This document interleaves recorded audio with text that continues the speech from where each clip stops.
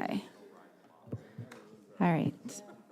All right, so we're ready to call to order the Narragansett Town Council work session meeting. It's December with the school committee, December 19th at 6:30 p.m. The work session is an annual work session with the school committee on the fiscal year 2023 to 2024 budget, school and town revenues and expenditures as required by Rhode Island General Law 16-2-21. So at this time, give everybody the opportunity to introduce themselves to the council. Great, I'll start. Sure. Good evening, I'm Pete Cummings, I'm the superintendent. I'm Karen Hagan, Director of Finance for the schools. I'm Jen Armstrong, school committee member. I'm Justin Wilskenian, school committee member. Diane Nobles, Vice Chair and Clerk of the School Committee. Hi, everyone. Tammy McNeese, the Chair of the School Committee. Okay.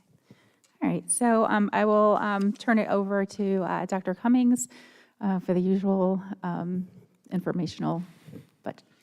Thank you so much. It's great to be here, how time flies. Tonight is just a brief overview on behalf of the school committee of some of the parameters about how we build our budget. It's very, very early in the process. So, I'll just start by thanking you for your continued support over the years. I think the town and school partnership has been really beneficial for the residents and the children of Narragansett. So, I know I personally and on behalf of the school committee, really appreciate the support of the town council in making sure that we have the best schools we can possibly have. As always, we work really closely with Jim and with Christine around the financials. And so, we've started our preliminary conversations with them about the town budget. Some of the parameters that we have are what you would imagine that they would be. It's around contractual obligations. And so next year, our teachers are going to be at a 3% increase and the support staff at 3.5%. Right now, we do not know what will happen with state aid. So if you recall our conversation from last year, there was going to be some drastic cuts in state aid. That was mitigated at the very last minute by the legislature.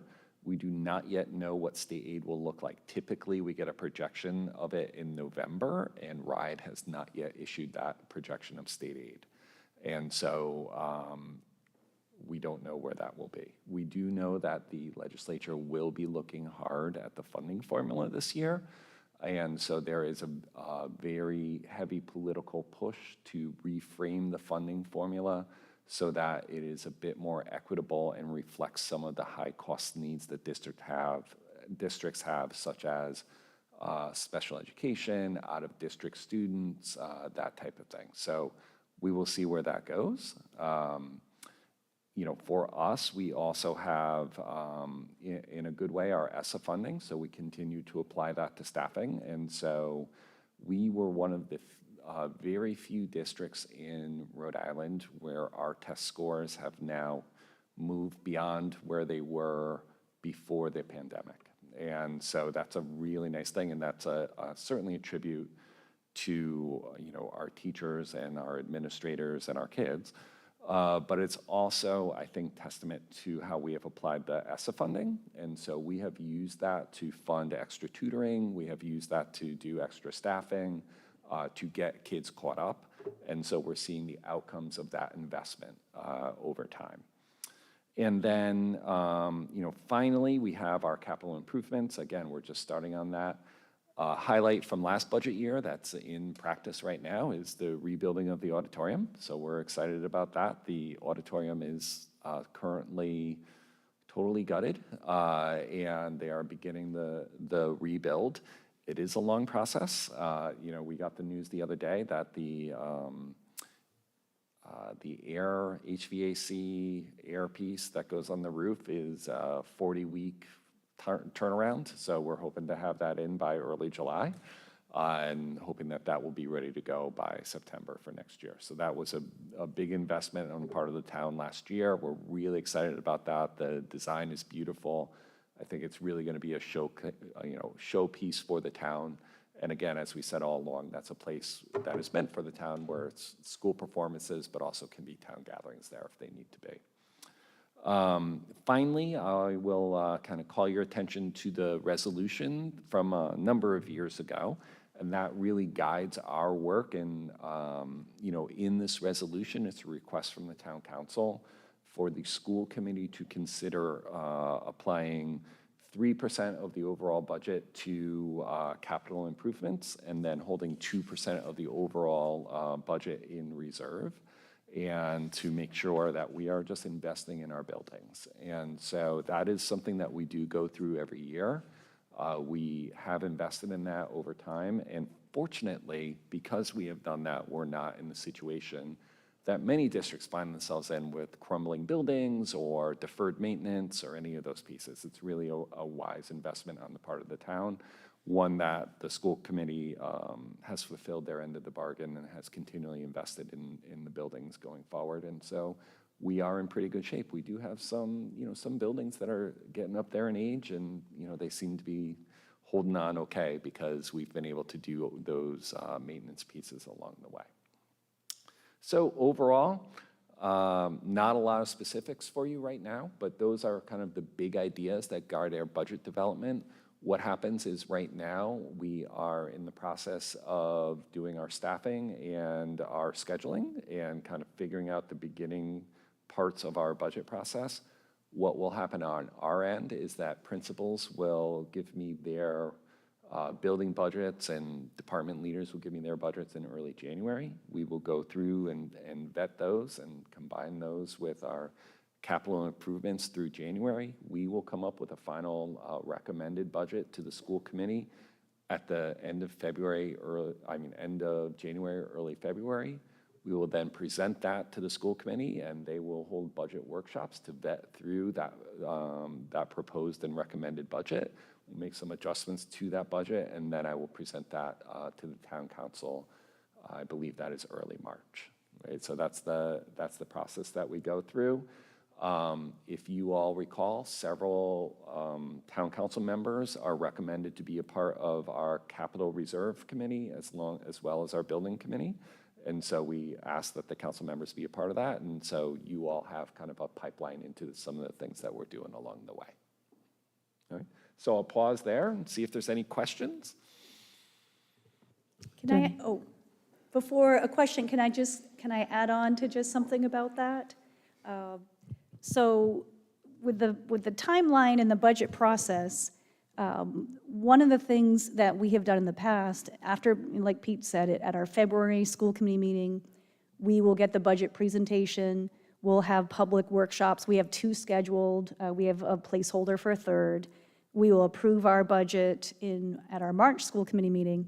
And sometimes we always have like a placeholder for a joint town council school committee meeting. I would really like for that meeting to happen, because sometimes you'll hear the full presentation from Pete, as a regular public meeting, and then sometimes like that joint meeting after is like optional if needed. So I just want to make sure that, I think that's really important. I think the timing of it's really important. In addition to that, I would hope that anytime the next couple months that you have any questions at all, Pete is definitely the best person to start with, and he will, if there's something that he can't answer, he'll tap into our facilities director, into Karen or that. But we definitely want to keep the lines of communication open as much as possible. So whether that is if a council member has a request for more information, like about the preschool or about something, just direct your request to Pete, and then he'll provide whatever information that you're looking for, more details and more specifics to the full council. And the same thing goes for the school committee, but we're going to live and breathe it by the time we, hear the overall presentation, have those detailed budget workshops. It comes before us again for a vote, so we're pretty well versed.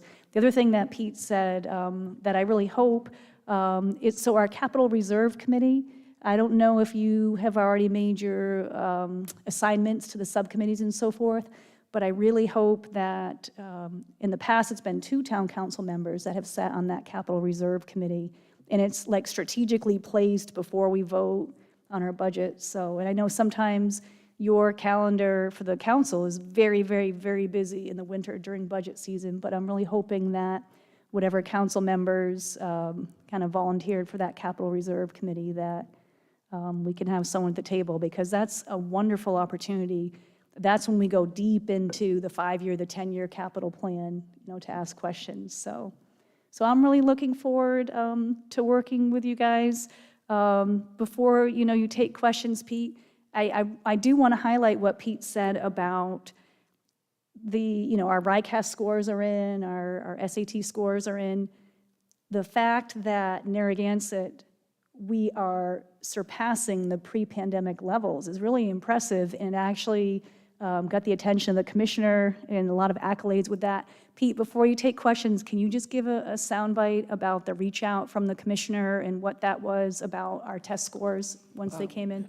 Sure. So we were one of the, as I mentioned, one of the few districts that has surpassed pre-pandemic levels. And so we were highlighted by the commissioner. She invited me to take part in a national forum on how we were able to do it. And so, which was really nice. It was from the Council of Chief State School Officers and the National Governors Association. So it was a nationwide meeting. It was Narragansett, and there was a district from Georgia that was highlighted. So it was really nice, since the district from Georgia was about 12 times the size of us. It was really nice to be able to have the perspective of doing it at a big district level and doing it at a small district level. A lot of the strategies are the same. One of the nice pieces about that we were able to highlight is that it was part of a long-term plan, right? And so it's about investing and having high-quality staff, having the right professional development, having the right people in the right places. And it's also around investment in curriculum. So we have done a lot of work in making sure that we have a high-quality curriculum in Narragansett. And so those things have paid off in the long term. So it's nice to be in the national spotlight for that piece. That's wonderful. And just getting back to before, so the budget, the optional session, we didn't do that last time, right? So is that what you were saying, that we opted out of that one, or we didn't have the optional? I think what happened was there was some misunderstanding in the first round of the budget adoption from the town council about what the state aid looked like, I believe. And so we did do it, but it was after, it was an after-the-fact type of meeting instead of being beforehand. Right.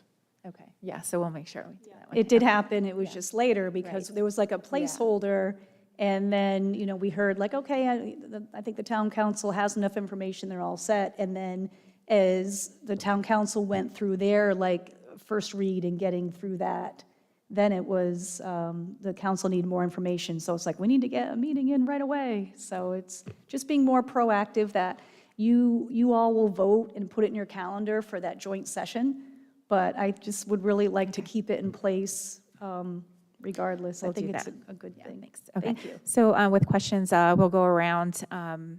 Councilor Lawler, did you have any questions, or? I have no questions at this point. I'm sure when the budget numbers are in, we will, but Okay. congratulations on the national spotlight. Nice job. Yeah, that's great. Councilor Ferrandi? Well, thank you all for presenting, and I'm kind of the same position. I'd like to see all the numbers, but I mean, I know there's a lot of people that do a lot of good work in Narragansett. My 2 nephews were products of Narragansett schools, had a good, good education and all that, and, the board, I appreciate all you people for serving, because, you need good people in the school. So we'll probably have more questions during the, when we get the future work sessions, but thank you very much. Councilor Kopech? Congratulations again. That must have been really cool what you did. I was impressed. I just wanted to, I don't remember if we had the final state aid dollars when we finished everything in last spring. So did everything, I mean, and you were looking for sort of diminished numbers, and I was just curious how that turned out. So what happened in the end is the legislature decided to level fund all schools from the year before. And so while they had initially indicated that they were going to strictly follow the funding formula, and there was some kind of back and forth about that.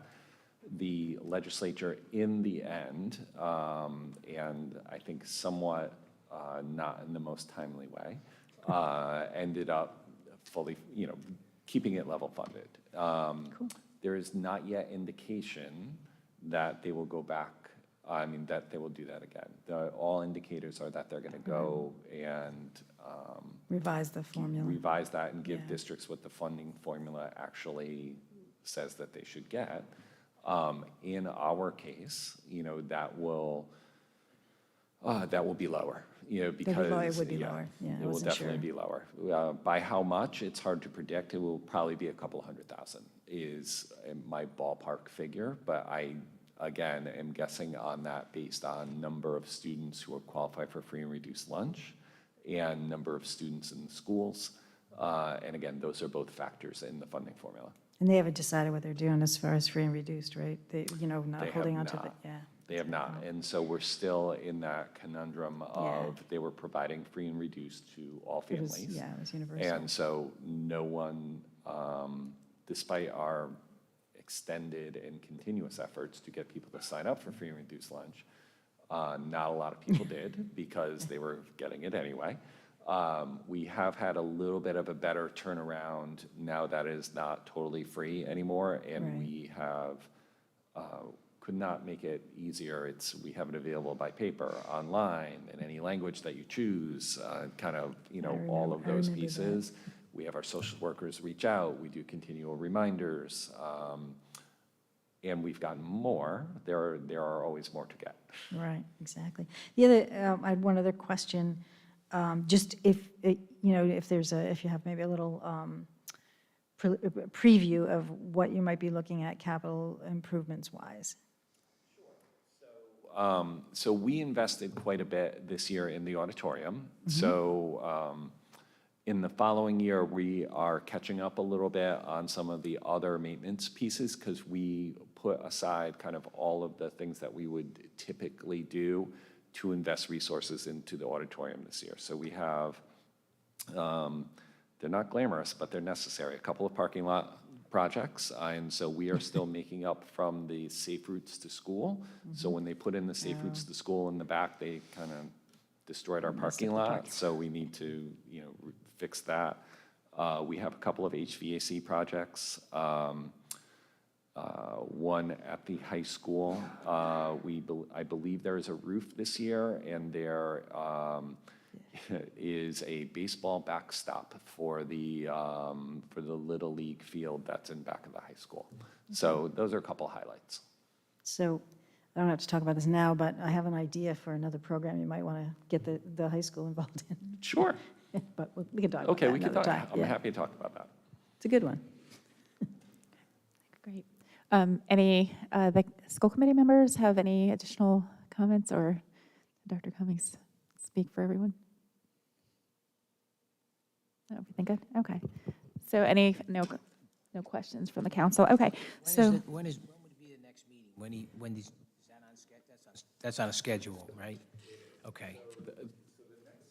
The next kind of town council involvement is really at the subcommittee level, and that will be the Capital Reserve Committee and the Building Committee. And then after that, the more kind of formal presentation from me will be in early March around the presentation of the budget. During that time, just for you all to know, it's not like we just part ways and then, never talk. So Jim and I and Christine and Karen meet all along the way to make sure that we're aligned and kind of making sure that there's no surprises from anyone along the way. And so we work together closely to make sure that the school committee and the town council can work together closely. And so, if there are concerns or questions along the way, you can certainly reach out to me directly. You can also share them with Jim, and, we can address any questions that you might have. And with that, what I would encourage, if you were interested, is our smaller budget workshops that are open to the public. We have a very specific agenda for each workshop. Like, for example, one is focused on each school where the principal will come and give a soundbite. One is focused on special education. One is on facilities. And so we generally have them upstairs. They are advertised, they're open to the public, and we do it as a more informal workshop. So we have a very set agenda that's posted, and then the person will present, like when it's about the capital improvement, Dr. Cummings and our facilities director will present, the school committee will ask questions, and then anyone from the audience, we let them ask questions, then we go to the next topic. So that would be, once you see what those agenda items are, if there was something, a particular area that you were very interested in, coming to one of those public budget workshops, they're small, they're informal, very appropriate that once, it's discussed and we ask our questions, you could ask questions. So it's just another meetings that happen before you get Pete's presentation. So, and we can make sure that we send those kind of reminders to the council, like if you're interested. It's just, it's a lot of information when you hear the formal presentation from Pete in March. That is, it's a, formal public meeting. So obviously you can ask questions that night all you want to, but it goes into much more detail at the budget workshops. Yep, those are the building blocks. So, again, anytime you're welcome to ask those questions. And again, Jim is excellent at sharing. Sometimes you will get a question from the public that, you don't know the answer to. You reach out to me directly, you can work through Jim, and we can get those details for you. We do post our budgets, right on our website. We invite people to call with questions, kind of all those different things. It is intended to be a very transparent process. And Pete, to the best of your recollection, the full joint school committee town council workshop, has that not been scheduled yet? Or is there a placeholder for it that they will vote on at one of their future meetings? Correct, there is a placeholder in the budget schedule. Okay. And again, I'm not sure why, but you actually at your town council meetings will vote on that date. So we've given a placeholder, it's in our calendars for you to consider. And then at one of your future town council meetings, you will discuss and say, okay, on this day and this time will be a joint meeting with the full school committee and the full town council. So there's a placeholder, but you guys will vote. And if that date doesn't work well for you, we'll find a date that does. Thank you. Okay. So seeing no more comments. So I'm going to echo all the great comments. Great work, great job, everyone. Thank you for this work session. Appreciate the information and look forward to hearing more information as the dates follow. So with that, we can adjourn this work session, and thank you and have a good night.